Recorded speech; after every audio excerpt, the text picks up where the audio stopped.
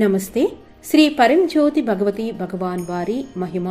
తమిళనాడులోని తిరునల్వేలికి చెందిన సెల్వి గారు తమ సంతాన ప్రాప్తిని, వారి అభివృద్ధి దివ్య అనుభవాన్ని ఇలా పంచుకుంటున్నారు. నా పేరు సెల్వి. నేను తమిళనాడులోని తిరునల్వేలికి చెందిన వారిని. నా పెద్ద కుమార్తె వివాహం తర్వాత 5 సంవత్సరాల పాటు గర్భం దాల్చలేకపోయింది. సహజ గర్భధారణ సాధ్యం కాదని, IVF మాత్రమే ఎంపిక అని వైద్యులు మాకు స్పష్టంగా చెప్పారు.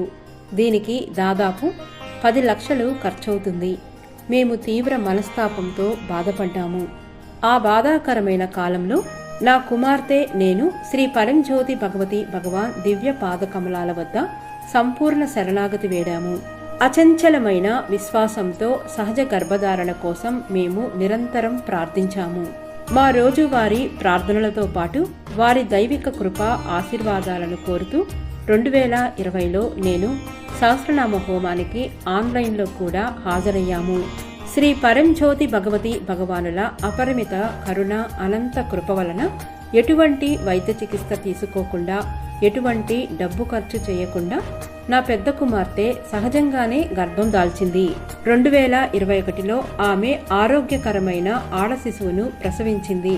ఈరోజు ఆ బిడ్డ 4 సంవత్సరాల వయస్సు, ఆరోగ్యంగా, సంతోషంగా మరియు అందంగా పెరుగుతోంది. ఈ అద్భుతం మా విశ్వాసాన్ని మరింత బలపరిచింది. తరువాత నా చిన్న కుమార్తెకు తగిన సంబంధం కోసం వెతుకుతున్నప్పుడు మరోసారి శ్రీ పరంజ్యోతి భగవతి భగవాన్ ఆశీర్వాదంతో ఆమె మంచి జీవిత భాగస్వామిని వివాహం చేసుకుంది. ఇప్పుడు మా అమ్మాయి సంపన్నమైన, సంతోషకరమైన జీవితాన్ని గడుపుతోంది. నేడు నా 2 కుమార్తెలు బాగా స్థిరపడ్డారు. ఆర్థికంగా కూడా స్థిరంగా ఉన్నారు.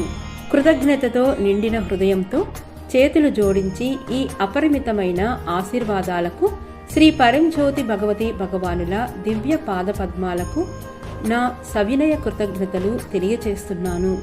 జై బోలో సంతాన ప్రదాత శ్రీ పరంజ్యోతి భగవతి భగవానుకి జై.